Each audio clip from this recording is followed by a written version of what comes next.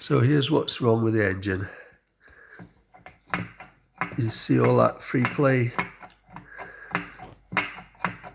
Obviously missing bearing caps. It's like there's nothing there at all. There's so much free play.